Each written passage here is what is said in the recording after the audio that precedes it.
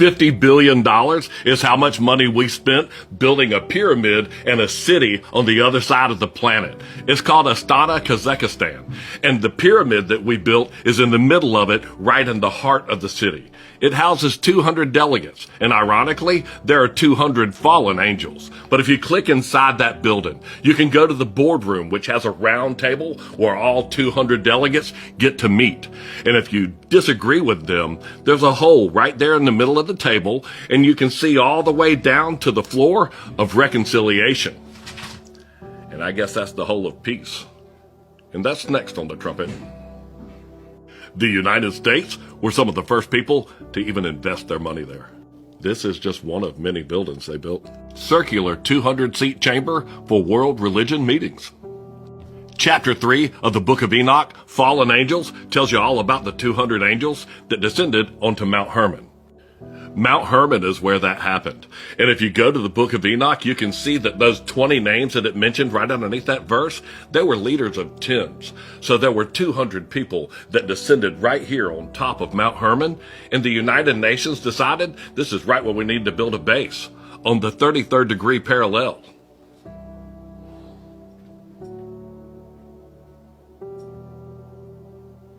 These people right here, and he will gather the nations. And no, I'm not talking about the Pope. Look at that logo right there. That's quite simply the 33rd degree. That logo shows the earth divided by 8 sections, and each section is divided by 4 other sections. 8 times 4 is 32, and the center section makes the 33rd. There's a lot of people on that same page.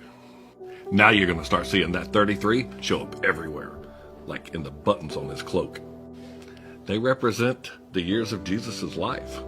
The 33rd degree is where Jesus transfigured in front of the disciples.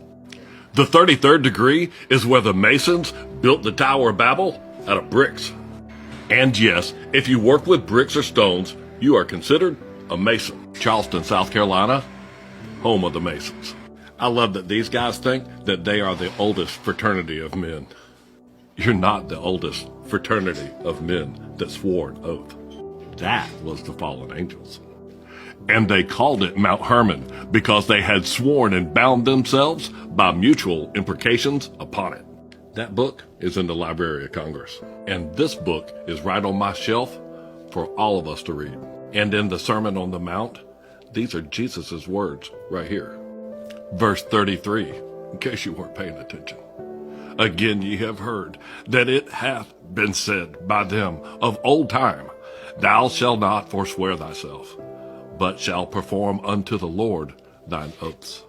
The men of old time are spoken of right here in Genesis chapter 6 under the wickedness of the world.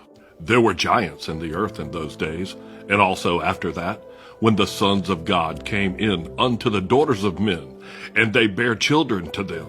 The same became mighty men, which were of old, men of renown. Jesus goes on in the book of Matthew and says, But I say unto you, swear not at all, neither by heaven, for it is God's throne. Swearing in on the Bible now has a whole new meaning for me. And when they take the oath of office, well, this ought to be great. These are all Jesus' words in red, right there. You don't have to subscribe to get any of my work, but I appreciate the support. But if you click on my link tree right there, and right there, it'll take you to where all of my documents are free for you to download and print off for yourself. You know me and my family love you, so like and follow the trumpet for more. And in Jesus' name, have a blessed day.